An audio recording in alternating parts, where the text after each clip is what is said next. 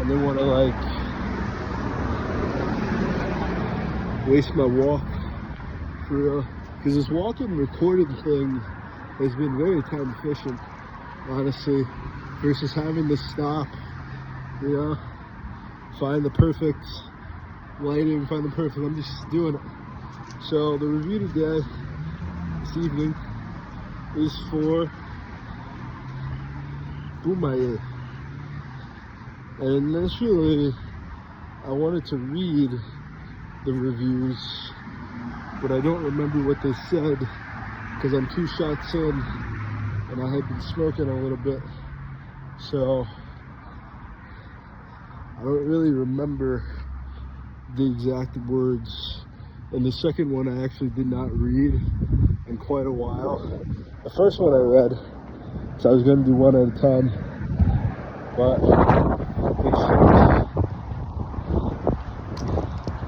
it's changed. Give me a second here. I'll do some reading. You all right, Bob? Let me fix that. The 1958. You get 2 of them wrong. Don't cancel that. Just give me. I'll bring you back 50 cents, man. I'll bring you back 50 cents. I'll bring you back 50 cents. Just give me 1958, Bob. Yeah, just Boston. 98. All right. I'll bring you back. I'll be back. I know that one. I just let this take this long. When I give you something there. Continue doing this. Yeah, somewhere. Usually it's like an minute. Yeah. I think I could cut somebody too, so patience. Just hold on a second. Perfect, my dude. I appreciate you. Sorry. Thank you. He's the best. Have a great day, y'all.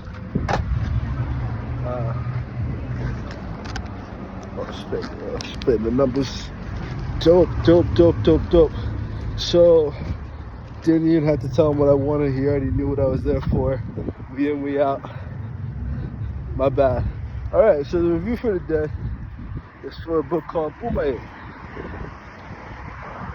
And hopefully that whole exchange can tell you something for real. That, you know, I'm not living in like the suburbs anymore. I haven't lived in the suburbs since I was like 17 years old.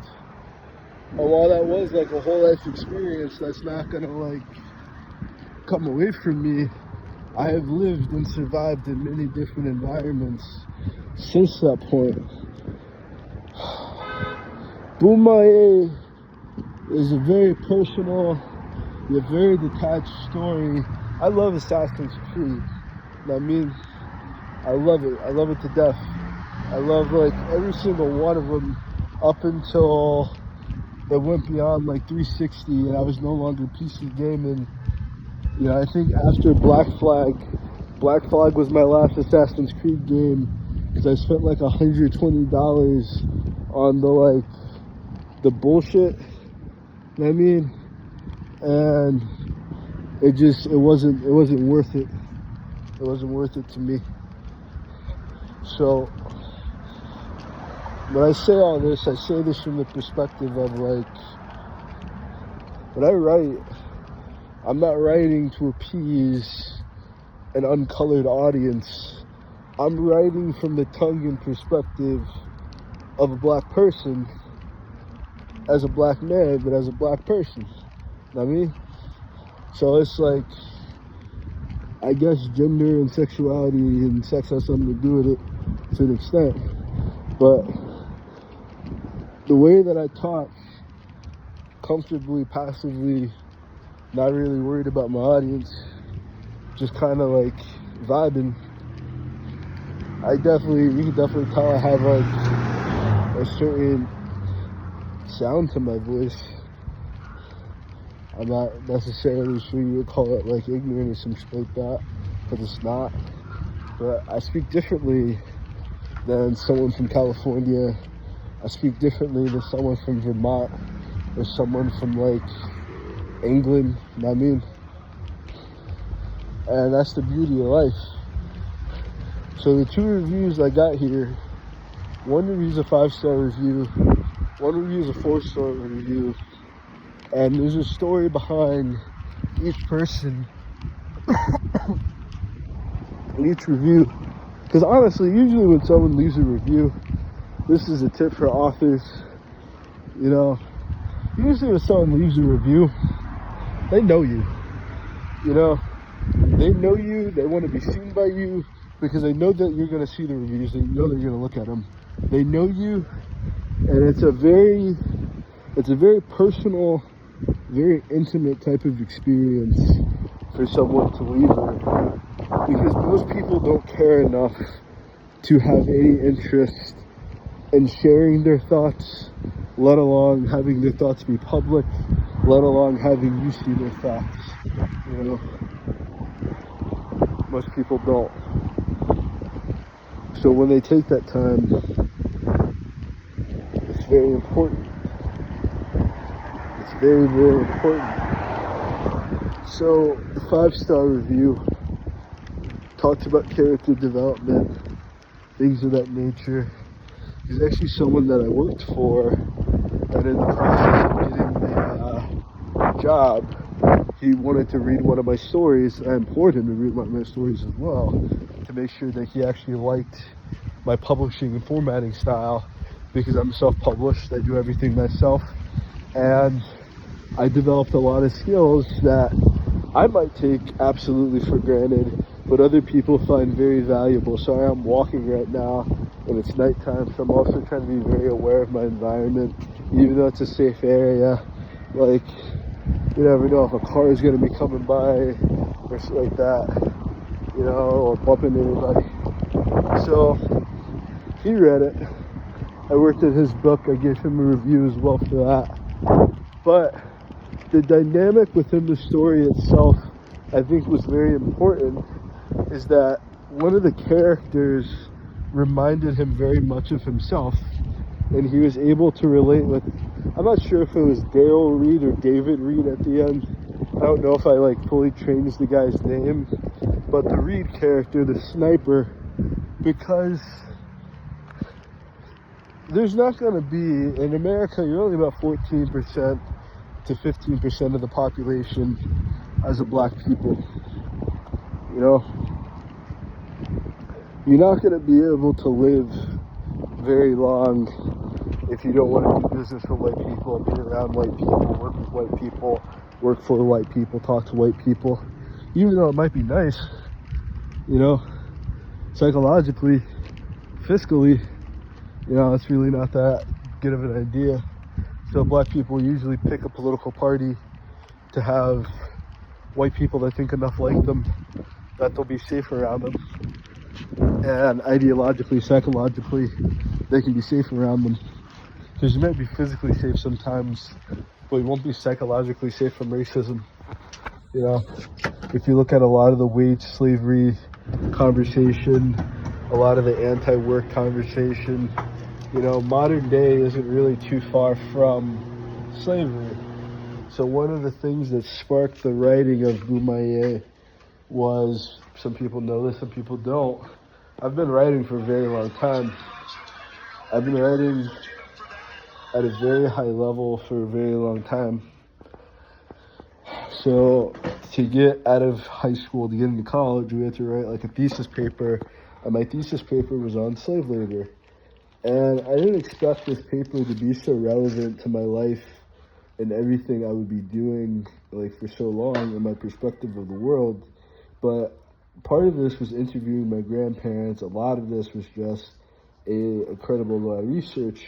Why is this? Because at the time I was writing a book, and the book was about a nation that was just all black people, with no white people there whatsoever. This later on became the entire concept of Gaia in this Pangean world where, you know, white people are the minority on the planet. Because on Pangea, there's just one giant landmass that the sun is hitting on, the rest is just water. You know, there's not going to be a light skin hybrid. If you have The whole existence of different pigmentations and skin colors is proof enough that there's a globe. Because if the world was flat, everyone would be black, everyone would be dark-skinned people. You know, that would just be the natural adaptation. So the world is a globe. This is a Pangean landmass. I'm getting off base here. Because Bumaye doesn't even take place inside of Gaia. Bumaye takes place in North Carolina. So that's where my family is from. On my mother's side is North Carolina. That's where we were enslaved at for generations. That's where my grandmother and grandpa picked cotton and shucked peanuts. And this was typical, you know? Just like a guy gets a job at GE, General Electric, he gets a job for GM, General Motors, he gets a job for GM, General Mills, you know, and everyone around him is applauding him because he's working on this very nice plantation and he's getting all these benefits from his job and from his labor, and, you know, he's going to work there for the next 20 to 7 years of his life, and that's just typical, you know, typical. The majority of people are enslaved. The majority of people are already living in slavery. Most people are slaves, you know, so it's like the desire to start a business, the desire to want to be free, the desire to be a vagabond, to be in poverty instead of being employed. For a lot of people, it looks like insanity. It looks crazy. It's a life they would never want for themselves because they have never desired to be free. They're told that their station is the station to be desired. People paid a very high price in the auction to get them here. When you put in job applications, that was a slave auction in order to get you there on the chopping block to see which slaves are worth bidding for, which slaves are not worth bidding for, which people are going to be the most submissive, the most docile, who's going to work the longest, and who's going to be the easiest to control, to teach and to train, to train. This young man did not want that life because the key to control a slave is illiteracy and fear. Because if you're stupid and you're superstitious, man, a person can get you to do anything and you're gonna go along with it. Because you can't question, you don't have the critical thinking capability to even ask the right questions to get out of your situation. And even if you knew you were enslaved, you were too terrified of what was going to happen to you. You know, maybe once upon a time in fairy tale land, inside the movies and all that. You know, but in reality, you know, if not, you get lynched. If not, you get beaten. If not, you get arrested. You know, if you're not employed, they call you a vagrant or a vagabond, and you can be arrested for that. So being a freedman isn't that easy either. This young man didn't care. This young man, Noah Thomas, knew he was going to be killed. Noah knew his life was under threat. Noah knew the rules of the plantation. You know, Noah's a smart kid. Noah's a reading kid, too.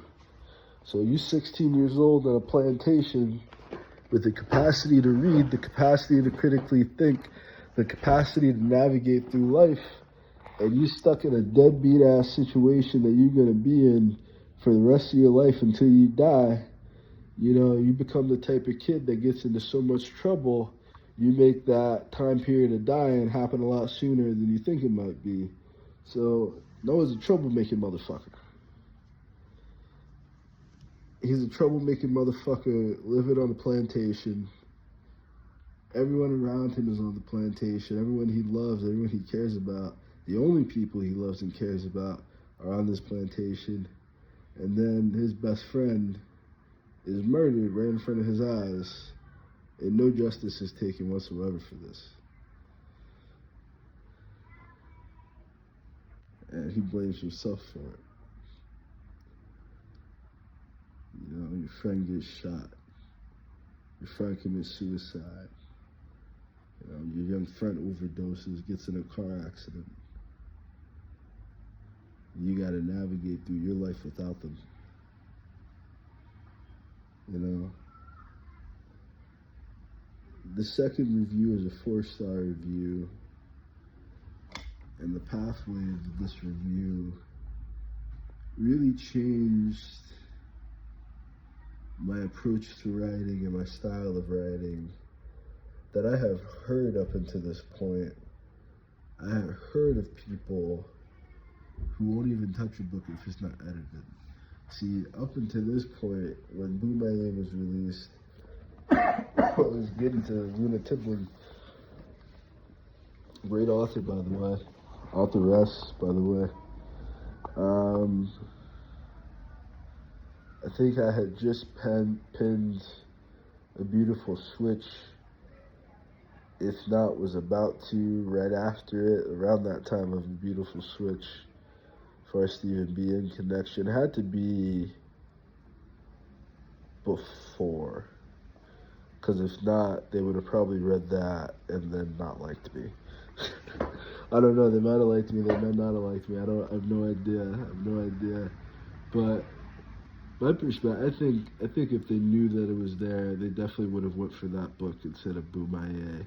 So this had to be before Beautiful Switch, because when Beautiful Switch came out, I edited it immediately, so this definitely had to be beforehand. So we're in discussions, we're talking. I believe I was doing review for reviews at this time. Another great way to get reviews as well. Because most readers are going to be other authors off the bat immediately, even if they only read books about how to market books and how to sell books, which doesn't help you write fiction, apparently. But they told me if they were to read my book right now, they would have to give it a 1 or 2 stars, because this was a very polite, very respectful way to go about it, because the book isn't edited.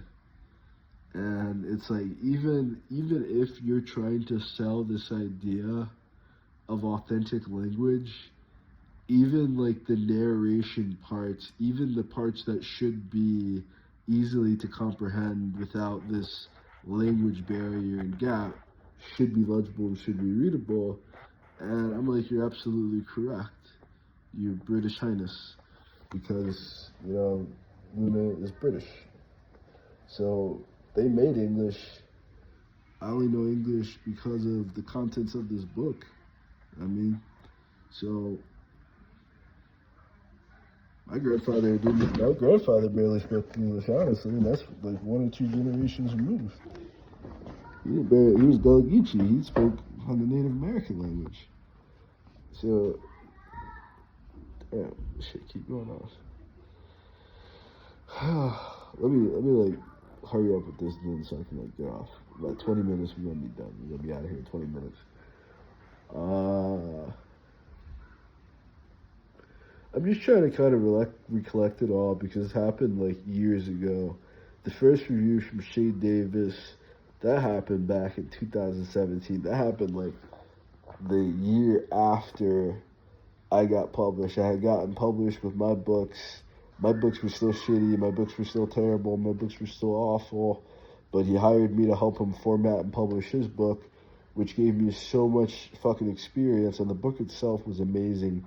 I Sin by Shay Davis is such a great book, but I feel like he put so much behind it, and it should have been a very early on lesson to me, but he just has so much confidence, and he has so much like personal ability of self.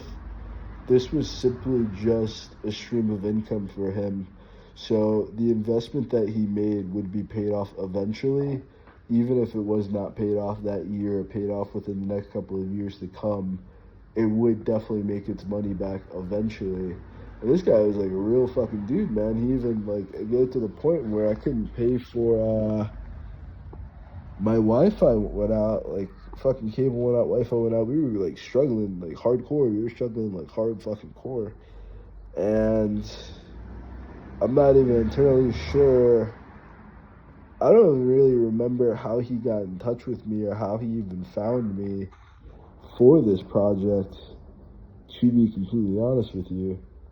I don't, because I just completely don't remember. It wasn't like that, but I just really don't even remember how we got into touch to begin with. But I had spoken to him on the shared platform. I called him up. We'd spoken on the phone either or, and I let him know, like, hey, I don't have any, like, internet connection whatsoever. I can't, like, do this project anymore. I'm sorry. And he's like, how much is your Wi-Fi bill? Like, how much do you need to pay for Wi-Fi? And I'm like, X amount of money. And he's like, ching, ta-ting. Like, Cash App shit went off. And this dude, like, paid my fucking Wi-Fi bill. So I can totally see why he gave me a 5-star review. You know, Luna met me through the Multicultural Writers Collective. Highly recommend you join if you're an author or aspiring author. And we had no real rapport outside of that. We were doing an interview together, like for my show, but we had no prior real experience. And they came very direct, very polite, very respectful, and said, hey, like, as your book stands right now, it's a piece of shit. And I don't read pieces of shit. This is not how they said this at all. This is how I'm saying it. This is how it moved me in my heart to make me go to action. And if you want me to read your fucking book, the least you can do is edit it, motherfucker. Damn. And ever since then, all my books have been edited. There's been a process of going through every single book and paying for Grammarly Premium. I've not paid somebody else to do it yet. Maybe that's the next phase eventually. Maybe in the future moving forward. I do have like an ARC reader now. I have like a beta reader now. So let me not entirely say that. I do like, but they're not doing like developmental edits or anything of that nature to that degree. They're reading the book after it's like completely done and just giving their perspective and like what they would review it with, which is still very helpful for me. Because up until this point, meeting Luna and talking to Luna, I was very arrogant and I didn't really value the concept of editing. You know, I didn't really consider how it would come across to other people. And this is after I sold hundreds and hundreds and hundreds and hundreds and hundreds of copies of people seeing very shitty unedited work. You know, Best Friends was edited to the best of like its ability at that time, but I did still go back to edit it again. And I get why things kind of fizzled out and things kind of like didn't buzz the way it should, because if you sell like 1,000 copies and a good portion of those are not edited, you're just going off the faith that people are gonna like read it just to be nice and just to be friendly. Like, no, people have shit to do. People are busy. People, if someone's sitting down to read a book, the least you can fucking do is have it be readable. That's the least you can do, is have it be readable. Because if not, like, what the fuck are they gonna do, you know? It's like opening up your book and it's in a different language or something. Like, that's not cool. You can't do shit like that. And I was doing that. I didn't really have a standard for my quality at that time. I just wanted it so bad and I wanted it so quickly. And that's not how this game is. I've realized this is a very long game. And if I want the results that I want from my author career, from my book business, you know, I have to be willing to put in the work and put in the focus necessary in order to get those results, you know, and it's like you can't rush it. It has to be quality. I would say early on at the phase I was at what I was doing, no, it was perfect what I was doing. Quantity, quantity, quantity, quantity. Early on, quantity, quantity, quantity, quantity, because that's what helped me produce quality. That's what helped me get to the point where people even wanted to see my quality, because I was releasing so much work so often. People were just hearing about it every time you release a new book, You got about 90 days of free promotion from Amazon because of that. And I was releasing books like crazy during the pandemic because I had so much time in my hands. You know, it was a little different after the pandemic. It's like the world started moving at normal speed again, but I had a taste of a lifestyle that I really did not want to go back to. And every time I think back on this book, every time I think back on the entire experience, Bumaye is really the major book. Like everything about this book's formation, everything about this book like coming to be was just so many milestones. I wrote this book just leaving like my rite of passage, my whatever you want to call it. You know, I left home, I left college, and I just wanted to make this dream happen so badly. And I had like finished books and whatnot, but they weren't published yet because I was so afraid and I didn't really have the support. The closer I got to really getting published, the less and less support I got, the less and less support I got. And I was like, I felt like I was getting there. I felt like I was getting there. And I used to be a wrestler, so I knew that feeling of resistance very well. I knew that feeling like when you're losing weight and cutting weight, like you might blow up, you know, so to speak, because you're drinking water or something. And it's important to realize that, you know, you're getting this resistance, it means that it's working. You know, if people are acting this way towards you, it means that you're good at something. And I already had that experience with wrestling because I was winning all my matches. I'm damn near undefeated, and everyone else is telling me I can't wrestle and shit like that. You know, the formation of this book is a lot the same because when it was first written, I didn't have a writing style. I didn't have a fan base. I didn't have any bestsellers. I didn't have like shit. I was just hungry. I was just starving. And the first version of this really wasn't that good. The second version really wasn't that good. And then I expanded it a bit. I went back to the drawing board. I got to come back to it. If 2015, 2016 is when I first wrote the book, 2018, 2017 is when I got a chance to really go back and read a lot of my stuff and see what needed to be fixed. And I just kept at it like that. It just kept going back and seeing what needed to be fixed, just kept going back and seeing what needed to be worked on. And that's really what got me to that point.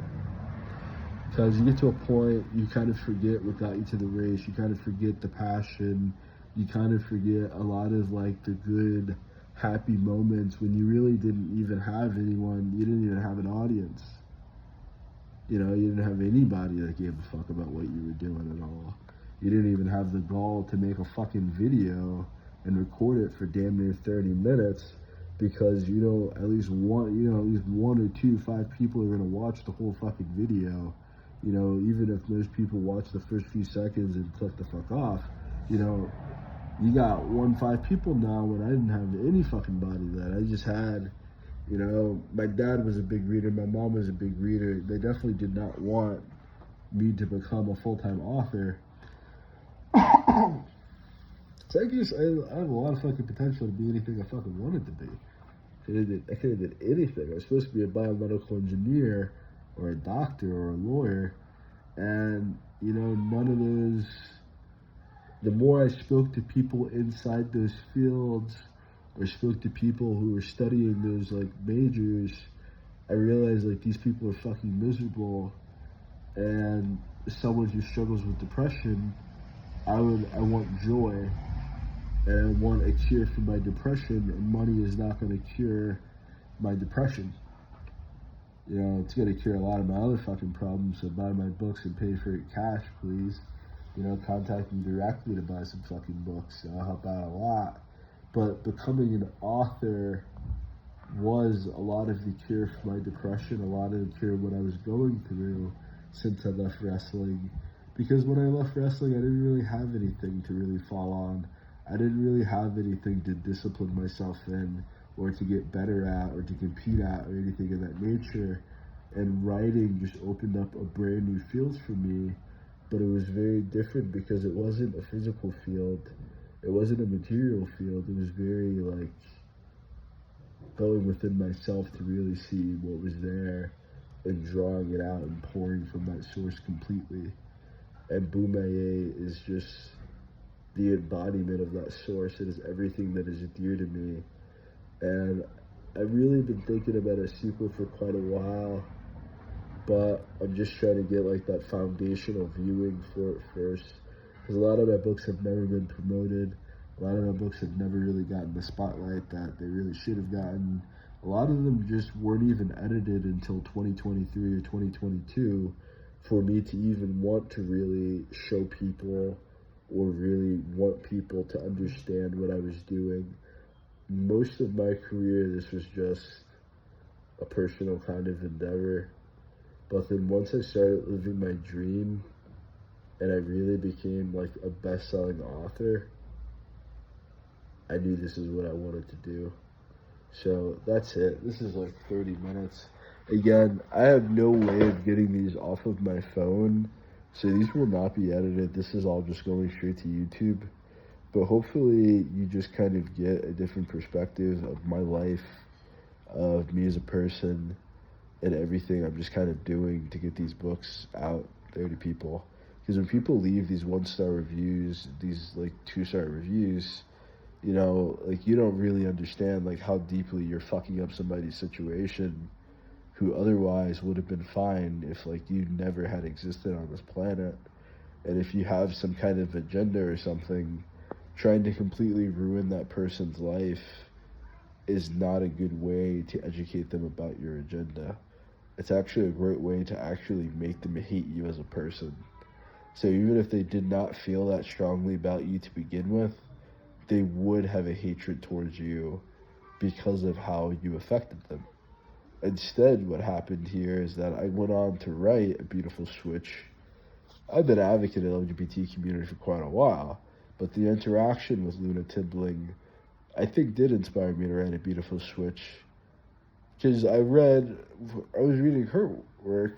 Her work's really good. It was very interesting, but I felt like I could have did it better, you know, because she didn't really get into like the sexual part of it all, and that's my expertise. So A Beautiful Switch, Bumaye, definitely 2 of my most favorite books.